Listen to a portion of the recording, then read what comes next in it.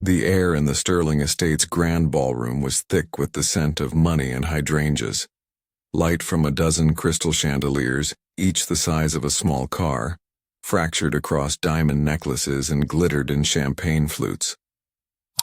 This was the annual Sterling Foundation Gala, a night where Gotham's elite gathered to celebrate their own generosity, a performance of philanthropy orchestrated by the city's reigning king and queen, Damien and Serafina Sterling.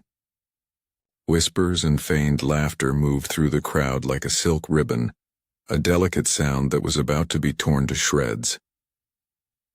The disruption started not with a bang, but with a clink, a metallic rhythmic clinking that grew louder, drawing gazes from the string quartet and the ice sculptures.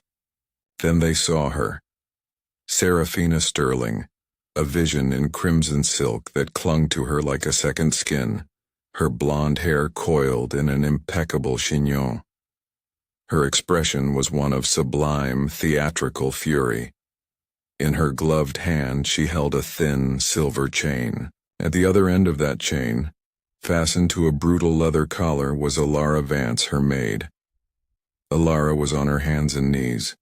Her simple black uniform was disheveled, a stark, humiliating contrast to the sea of couture surrounding her. Her face, usually a mask of quiet dignity, was streaked with tears, but her eyes held a spark of something hard and unbreakable. She was being dragged across the polished marble floor like an animal, the chain biting into the skin of her neck with every vicious tug from her mistress. A collective, horrified gasp rippled through the ballroom. Forks paused halfway to mouths. Conversations died in throats. This was not part of the performance.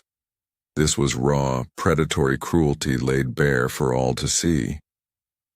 "This," Serafina announced, her voice ringing with a chilling clarity that cut through the silence, "is what happens to ingrates.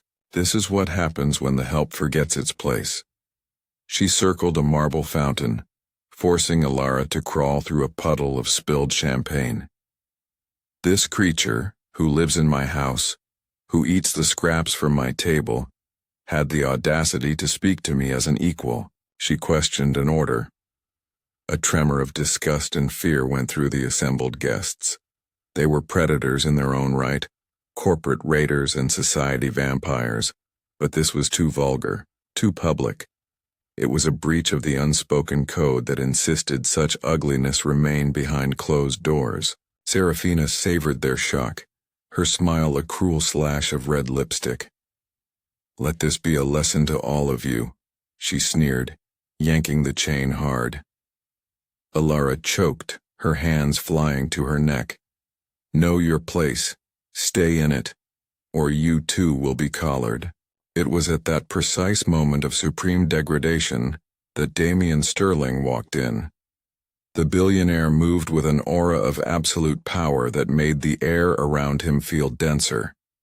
His suit was bespoke, his posture impeccable, and his gaze could freeze assets and end careers.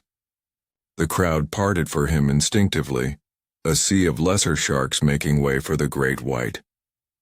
He stopped dead, his cold, gray eyes taking in the scene, his wife, radiant and monstrous, the horrified faces of his peers, and the black maid on the floor, chained like a dog.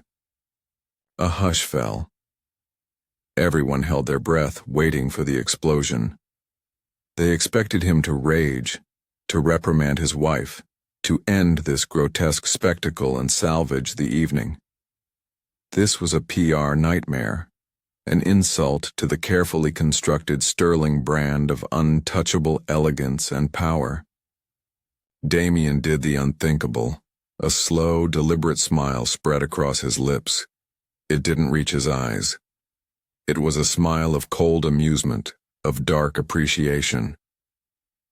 He walked forward, his expensive shoes clicking on the marble, and stopped before his wife. He didn't look at Alara. He looked at Serafina, his eyes glinting with a shared wicked understanding. My dear, he said, his voice a low purr that still carried across the silent room. Always so theatrical. You're ruining the party. He said, it not with anger but with the indulgent tone of a man watching his favorite pet perform a particularly vicious trick. He was not condemning the act. He was critiquing the venue. That was it. That was the moment the last shred of hope in Alara's heart died and was replaced by something else, something cold and sharp and dangerous. She had endured the whispers, the backbreaking work, the casual cruelty, all for her son. She had swallowed her pride, bitten her tongue until it bled, and prayed for a day when she could simply walk away with her head held high. But this public spectacle, and the casual endorsement of it by the man who held all the power, was a line she would not let them cross. With a surge of adrenaline, Alara got her feet under her. She rose, unsteady but resolute, the chain still connecting her to her tormentor. The room gasped again. Serafina, shocked by the sudden defiance, tugged on the leash. "Get down, you animal." But Alara stood firm. She looked past Serafina, past the gawking socialites, and stared directly into the cold gray eyes of Damien Sterling. Her voice, though hoarse and trembling, was filled with a sudden, terrifying strength. "You think this chain is your secret, Mrs. Sterling?"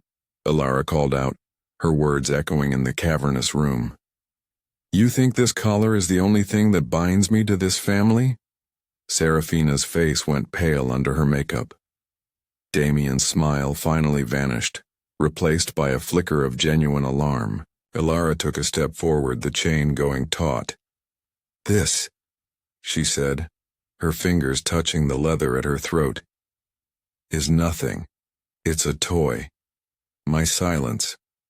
My silence is the real chain, and it's been wrapped around this family's neck for 5 long years." The room erupted into frantic whispers. What did she mean? What secret could a maid possibly hold over the most powerful couple in the city? Damien's face was now a thundercloud. The amusement was gone. This was no longer a game. This was a threat. He snapped his fingers, and 2 of his personal security guards, mountains in black suits, began to move toward Alara. "Get her out of here," Damien commanded, his voice like cracking ice. But Alara wasn't finished. As the guards closed in, she locked eyes with Damien one last time, her voice dropping to a conspiratorial, venomous whisper that only he and those closest could hear. "Ask your wife about the night her brother died, Mr. Sterling. Ask her what I saw in the boathouse. Then decide if you really want me to leave."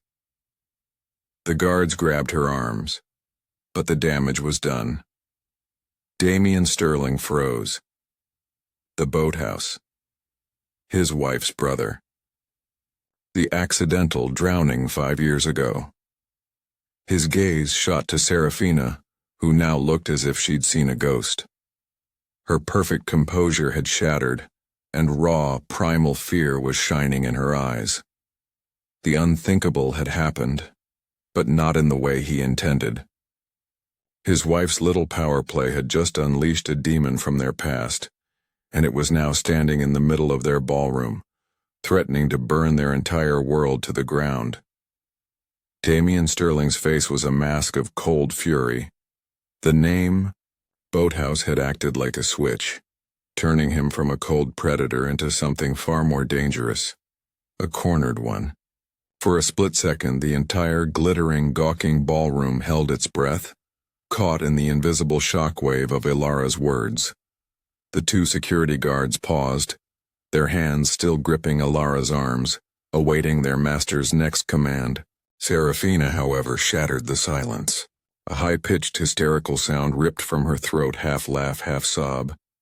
"She's insane. Damien, can't you see? The ungrateful wretch is insane. She's making it all up." She lunged at Alara, her perfectly manicured nails clawed, aiming for her face. "I'll kill you!" "Enough!"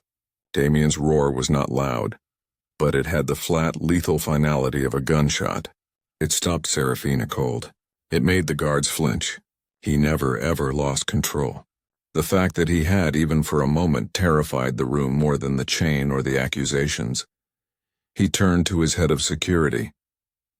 "Get her out of the ballroom now, use the service exit. And bring her to my study."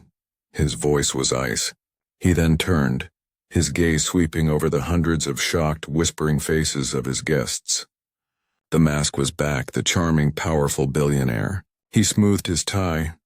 "My apologies, everyone," he said, his voice resonating with false warmth, a truly distressing and frankly embarrassing outburst from a clearly disturbed member of our staff. "It seems we were too charitable." He gestured to the bar. "Please, the champagne is flowing. The night is young." But the spell was broken. The music, the laughter, the money, it all felt sour. The performance was over. As the guards dragged Ilara, who offered no resistance, out through a side door, every eye followed her. They knew they had just witnessed the beginning of the end. Damien Sterling, without another word, turned and followed, leaving his wife standing alone and trembling in the middle of the room, her crimson dress suddenly looking like a splash of blood. The study was a stark contrast to the ballroom. Dark mahogany, leather-bound books that had never been read, and a single harsh desk lamp illuminating the center of the room. It was a tomb, a place where deals were broken and lives were dismantled. The guards threw Ilara into a leather chair and left, closing the heavy oak doors with a final, ominous thud.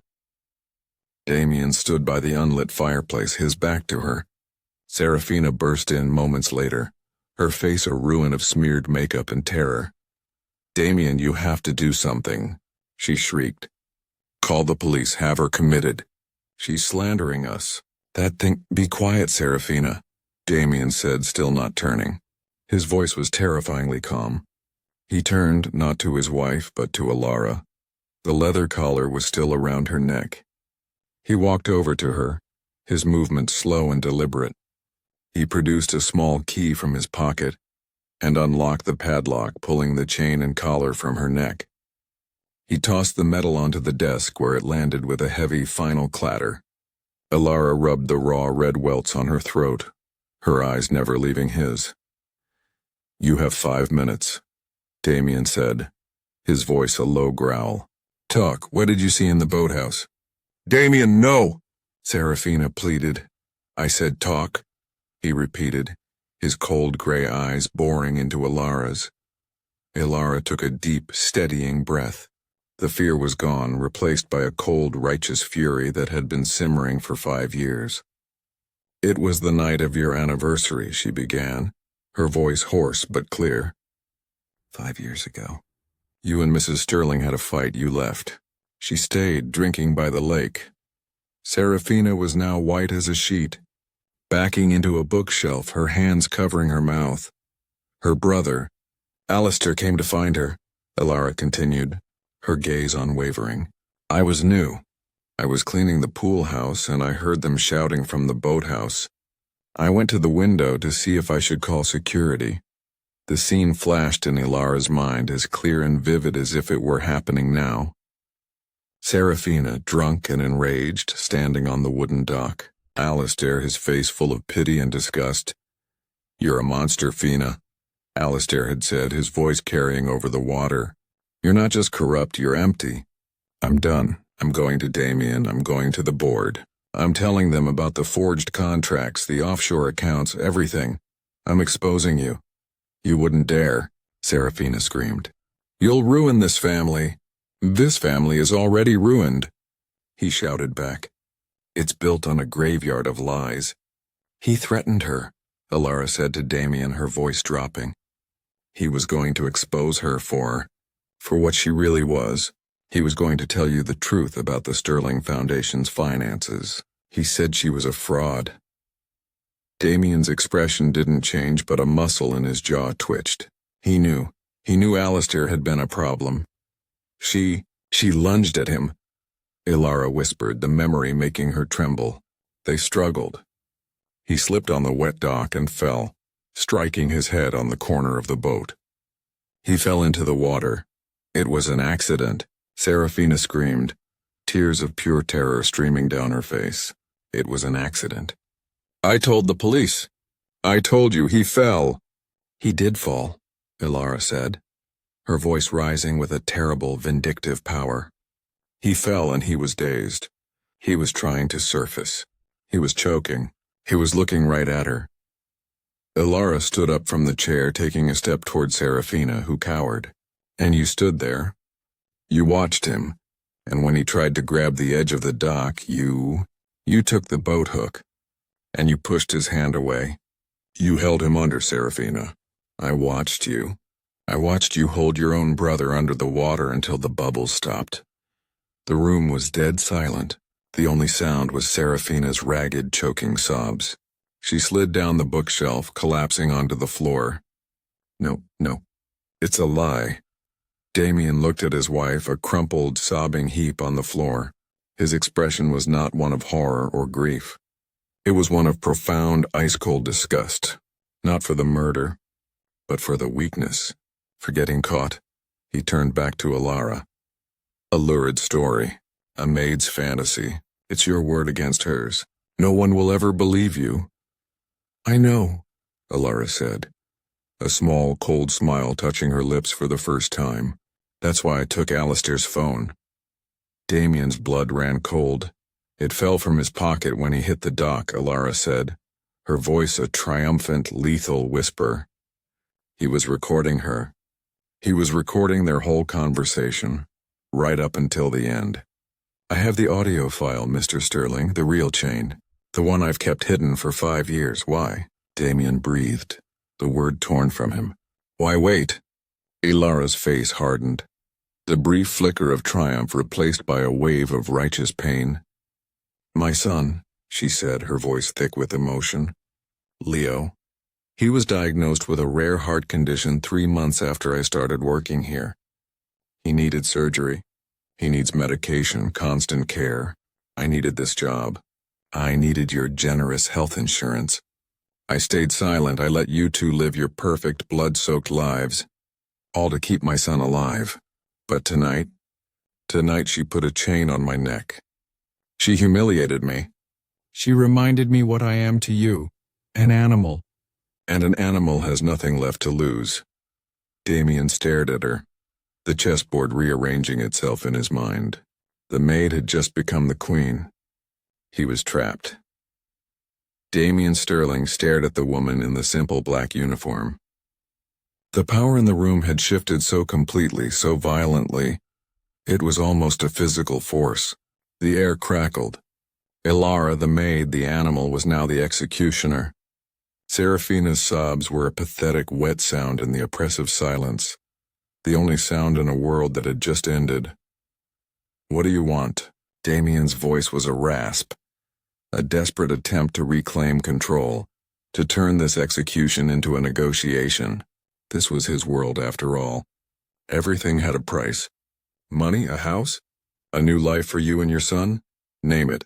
It's yours. Ilara looked at him, and for the first time he saw the depth of her contempt. It was a cold, pure, bottomless ocean of it. You still don't get it, do you? She said, her voice shaking not with fear, but with a rage that had been compressed for 5 years. I wanted nothing. I wanted a quiet life. I wanted to pay for my son's medicine. I scrubbed your floors and cleaned up your filth, and I let you live. I swallowed the insults. I let your wife call my child a distraction. I let you both exist untouched while you lived on the dividends of her brother's murder. All I wanted was to be left alone. She took a step toward him, her eyes blazing. Then you let her put a chain on my neck. You smiled. You smiled. It was a mistake, Serafina shrieked from the floor, crawling, grabbing at Damien's leg. Damien, darling, tell her it was a mistake. We can give her anything. I did it for us, Damien. Don't you see? Alistair was going to ruin us. He was going to expose the foundation, the dummy accounts. Everything. I saved us. It was a full, sobbing confession. And in that moment, Damien did the second unthinkable thing of the night. He looked down at his wife, the woman he had built an empire with, and his face was not filled with love or pity or even shared panic. It was filled with pure transactional disgust. He kicked her hand away from his leg as if she were a piece of trash. "You," he hissed, his voice trembling with a fury Alara had not yet seen, "are a liability. You were stupid, you were weak, and you were recorded." He turned back to Alara. The mask was gone. This was the real man, a cornered wolf. "You will give me that file, or I will kill your son. I will—" He never finished the sentence. With a speed born of pure adrenaline, Alara snatched the heavy silver chain from the desk. As Damien lunged for her, she swung it in a vicious arc. The metal links, the very symbol of her humiliation, crashed against the side of his head with a sickening crack. Damien roared in pain and surprise, stumbling back, his hand flying to his temple. Blood welled between his fingers. Serafina screamed. Alara didn't hesitate. She didn't look back. She ran. She burst through the heavy oak doors, back into the glittering, horrified ballroom. The guests, who had been huddled in anxious, whispering groups, all turned as one. They saw a new spectacle. The maid, Alara, her uniform torn, a wild look in her eyes. And then, stumbling out behind her, the billionaire, Damien Sterling, the most powerful man in the city, with a river of his own blood streaming down his face. "Stop her!" Damien bellowed, his voice a guttural command. "Security! Grab her!" The two guards who had dragged Alara out before now moved to intercept her. The guests scattered, screaming, as the scene devolved into a primal chase. But Alara wasn't running for the exit. She was running for the stage. She dodged a waiter, vaulted the small set of stairs, and grabbed the microphone from its stand, causing a burst of feedback that shrieked through the ballroom. "She murdered him!" Alara screamed into the mic, her voice amplified, echoing off the marble and crystal. It was the sound of righteous thunder. "She murdered her brother!"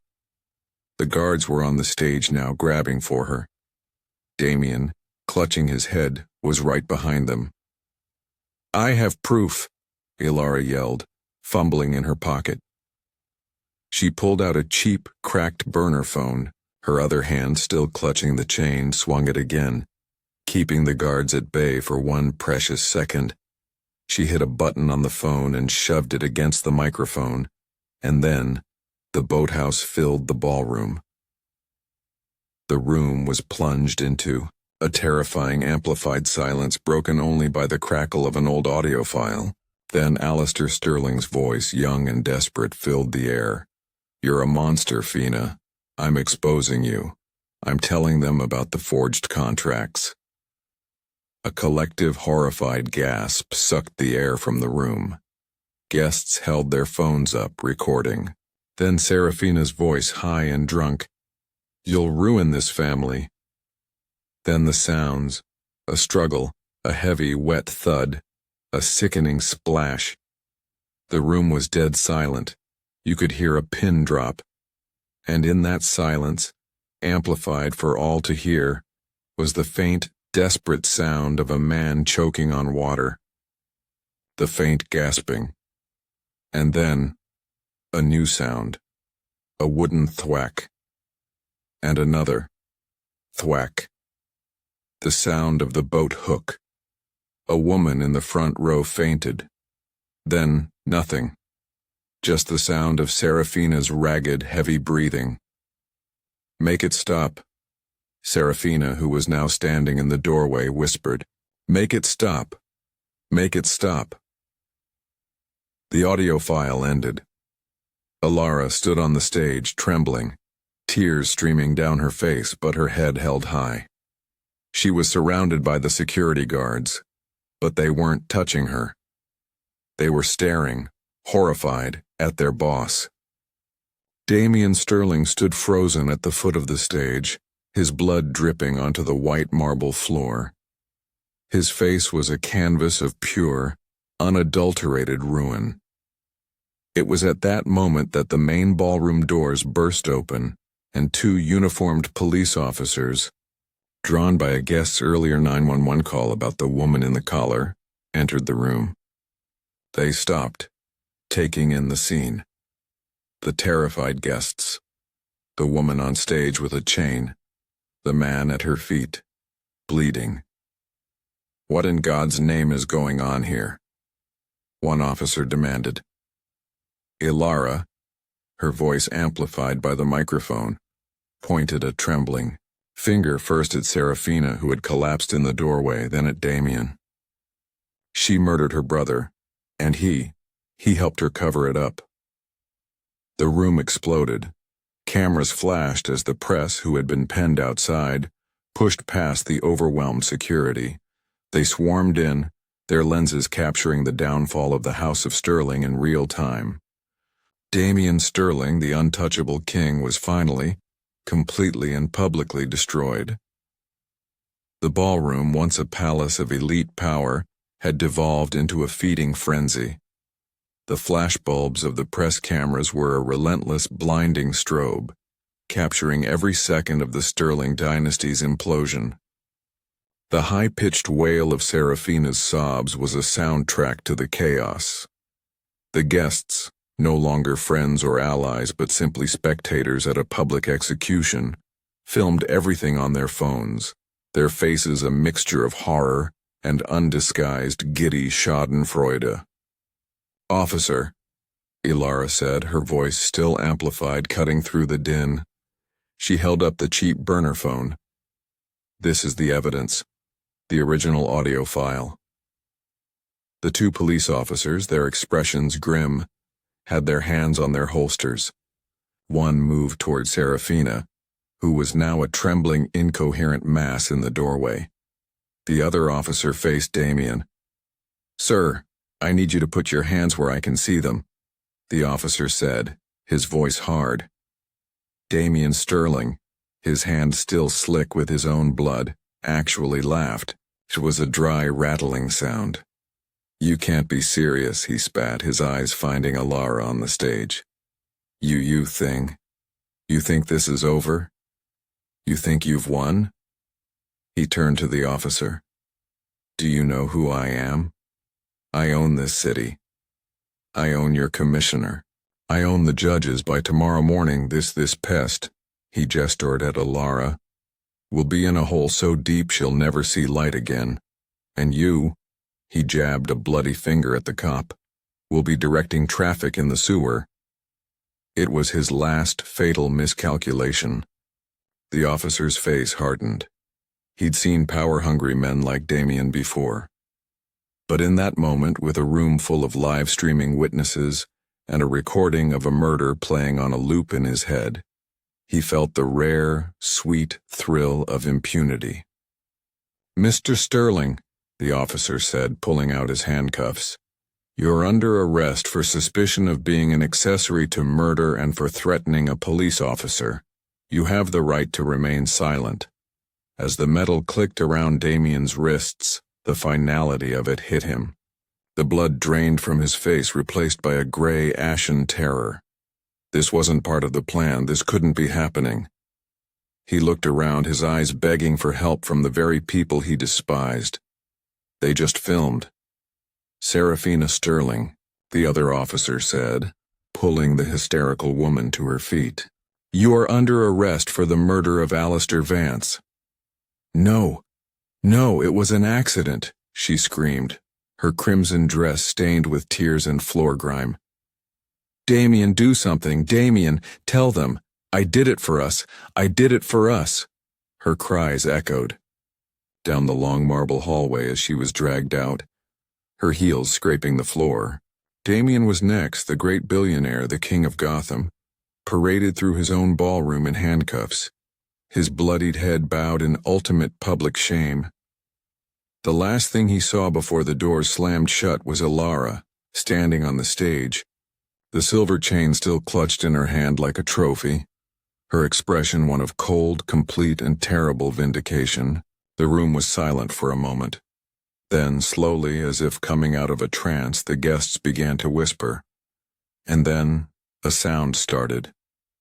A single person began to clap. Then another, and another. Within seconds, the entire ballroom, the same people, who had watched Ilara's humiliation in silence, erupted in thunderous, cathartic applause. They weren't clapping for Ilara. They were clapping for the fall. They were clapping for the karmic justice they so desperately craved. 1 month later. The park was green and the air smelled like fresh-cut grass. The sound was not of champagne flutes or whispered lies, but of children laughing. Ilara sat on a simple wooden bench, a small smile on her face. She wore no uniform. She was in jeans and a simple yellow sweater, and she looked younger, lighter. A few feet away, her son Leo was running. He was small for his age, but his laughter was loud and full of life. He was chasing a red ball, his movements more energetic than they had been in years. "He's responding beautifully to the new medication," a voice said beside her. Ilara turned. A kind-faced woman in a sharp suit sat down holding a briefcase. She was Ms. Hayes, the attorney appointed by the state to represent the Vance estate.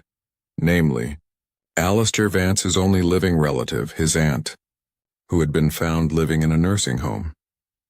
"The Sterling Foundation has been dissolved. Its assets frozen," the lawyer said, "all business. The criminal trial is set for next month, but it's a formality. With that audio file and a dozen of Serafina's friends testifying against her for a plea deal, she'll never see the outside world again. Damien, for his part, is facing at least 20 years for accessory, fraud, and a dozen other charges they've dug up now that the wall is down." "Good," Ilara said, her voice quiet. "The Vance family," the lawyer continued, "in conjunction with the state, has established a multi-million-dollar victims fund. Given your testimony and ordeal, the court has fast-tracked your settlement. It's enough, Ms. Vance, enough for you and Leo to live comfortably. Enough for him to have the best doctors, the best care for the rest of his life. You will never have to work for people like them again." The lawyer handed her a check. Ilara looked at the numbers and her hand trembled. It wasn't money. It was freedom. It was life. Leo ran over, breathless and happy, holding the red ball. "Mommy, I'm fast. Did you see?